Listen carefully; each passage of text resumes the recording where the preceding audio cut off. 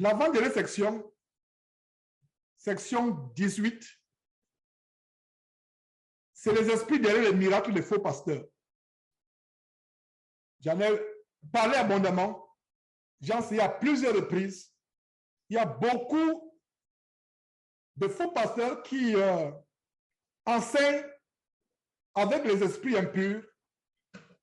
Et même au temps de Jésus, Jésus les a confrontés. Je vous faisais un petit exposé, une petite parenthèse avec la cabale juive, la magie juive, avec les 7 fils de Séva. J'ai fait une petite parenthèse avec les 7 fils de Séva, les esprits derrière les arts martiaux, à Actes chapitre 19, verset 13 à 16. J'ai fait une petite parenthèse avec les exorcistes qui faisaient la magie de la cabale juive. Et pourquoi les livres de Lévitique, Deutéronome, Nombre ont tellement de mises en garde contre la divination, l'esprit de mort, parce que les Juifs, dans leur rébellion, étaient les experts dans la divination, la magie. Et ce sont les descendants de ces Juifs aujourd'hui que nous connaissons sous l'abomination de la Shekinah, la cabale juive. Et même au temps de Jésus, regardez en Matthieu chapitre 12 comment Jésus les confronte. Matthieu chapitre 12, verset 27. Ils accusaient Jésus de ce qu'il faisait. Et c'est ça le problème. Si vous voyez quelqu'un, il essaie de vous accuser d'une chose, deux fois, il vous accuse de ce que lui-même fait. Alors, qu'est-ce qui se passe dans Matthieu chapitre 12, à partir du verset 27? Si vous lisez les versets précédents, ils accusaient Jésus. Ils disaient, c'est par l'esprit, c'est par les démons de Belzébuth que Jésus chasse les démons, ce qui était un blasphème total. C'est pour ça que Jésus a dit, tout péché sera pardonné, mais le péché du blasphème contre le Saint-Esprit ne sera jamais pardonné. Donc, le blasphème du Saint-Esprit consiste à associer aux démons les choses du Saint-Esprit, les choses célestes, les choses spirituelles, les choses divines. Alors, Jésus les confronte en Matthieu chapitre 12, verset 27, en disant, « Et si moi, je chasse les démons par Belzébul, vos fils, par qui les chasse-t-il? Voilà, c'est pourquoi ils seront vos juges. » Jésus a fermé la bouche. Quand Jésus parlait comme cela, plus tard, qu'est-ce qu'on voit en Actes chapitre 19, pardon? Jésus n'est plus sur terre, il est monté au ciel. Les fils de Sévas, est-ce que vous comprenez très bien? Je relis.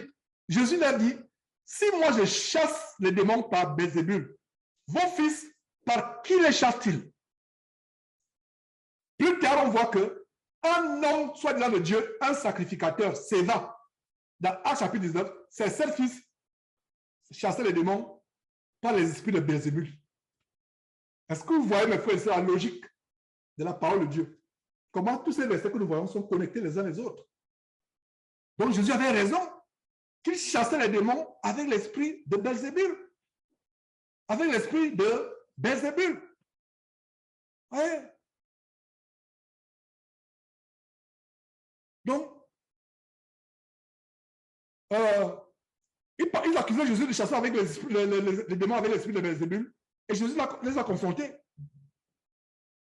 Jésus les a confrontés en disant que vous m'accusez de chasser les esprits avec le démon de Belzébul. Pourtant, c'est vous qui le faites. Ce n'est pas moi Jésus qui le fait. C'est vous qui le faites. Et vos fils seront vos juges. Les fils de Sévas ne pouvaient pas, autant de Jésus, c'était autant de Jésus, ils ne pouvaient pas dire Jésus, tu chasses les démons par Belzébul, parce qu'ils étaient conscients qu'ils font les mêmes choses. Voilà l'esprit par lequel les faux pasteurs agissent aujourd'hui. Et ce n'est pas moi, Georges, qui vous le dit. C'est Apocalypse chapitre 16 qui nous dit cela. Il y a 2 versets qui nous montrent comment les faux prophètes, les faux pasteurs font des miracles. Donc ne soyez plus impressionnés par les Aflokao, par les David au Lion qui font tomber le soleil en plein midi, qui font tomber la lune en pleine nuit, qui font pleuvoir subitement et après la pluie, la neige tombe. Ne soyez pas éberlués. Qu'est-ce que nous voyons dans l'Apocalypse? Très grande révélation, Apocalypse, chapitre 16, versets 13 et 14. Et je vis sortir de la bouche du dragon. Le dragon, c'est qui? C'est Satan qui inspire ces miracles mensongers. Et je vis sortir sortir de la bouche du dragon et de la bouche de la bête et de la bouche du faux prophète 3 esprits impurs semblables à des grenouilles. 3 combien? 3 comment? 3 esprits impurs semblables à quoi? À des grenouilles. Verset 14, Apocalypse chapitre 7, verset 14. Ce sont quoi? Voilà la révélation qui tombe.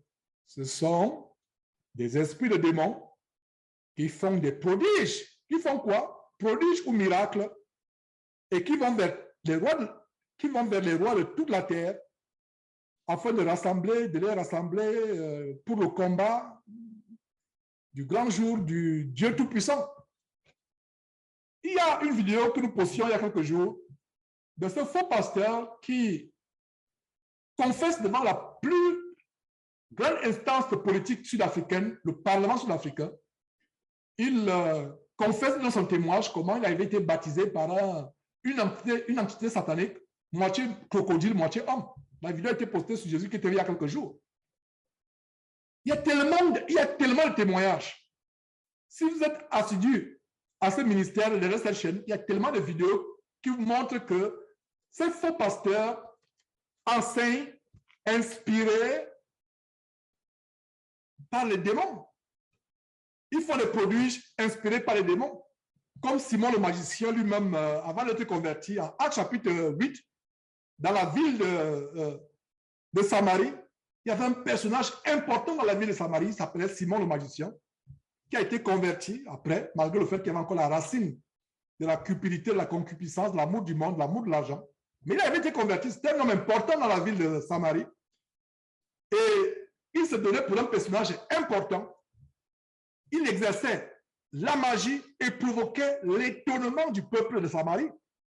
Donc, tous, depuis les plus petits jusqu'aux plus grands, étaient éberlués, émerveillés, épatés par les miracles de Simon le magicien et attribuaient cela à Dieu. Conclusion, ce n'est pas parce que quelqu'un fait des miracles, des prodiges, ce n'est pas parce qu'il reçut les morts qu'il est de Dieu. Ce n'est pas cela. Nous devons discerner si les miracles viennent de Dieu ou pas. Nous voyons ici que Simon le magicien, qui n'avait rien à faire avec Dieu, d'ailleurs qui a été converti plus tard quand Philippe a été envoyé en Samarie prêcher la parole de Dieu. Il a été touché par l'évangile que Philippe donnait. Il a été converti lui-même. Pourtant, c'était quelqu'un qui faisait des miracles. Et sur la section, justement, les miracles des faux pasteurs et les esprits qui sont derrière, j'ai toujours mentionné, j'ai toujours fait mise en garde contre les miracles publicitaires. C'est-à-dire, quelqu'un dit, un faux pasteur annonce d'avance qu'il y aura des miracles. Fuyez-le. Nous ne pouvons pas anticiper. Même Jésus n'anticipait pas les miracles. Voilà quelque chose que j'ai toujours dit. C'est un détail que j'apporte encore aujourd'hui. Les miracles publicitaires, on fait des affiches, des communiqués radio, des publicités à la télévision où il y aura des grands miracles. Venez nombreux, il y aura des grands miracles. En fait, ces gens qui se substituent à Dieu, qui se substituent au Saint-Esprit, qu'est-ce qui se passe? Ils ont une assurance diabolique qu'il y aura des miracles. Un vrai chrétien, c'est qui se confie en Dieu, un vrai serviteur de Dieu, c'est qui se confie à Dieu pour les miracles. Donc, voilà les esprits qui sont derrière les faux miracles.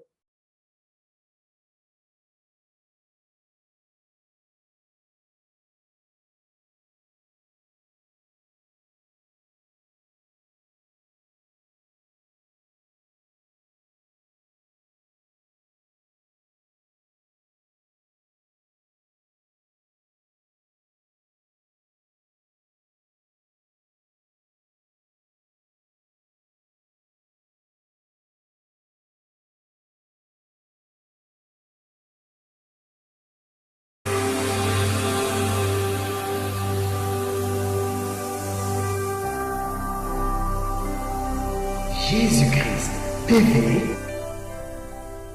Vous connaîtrez la vérité et la vérité vous affranchira.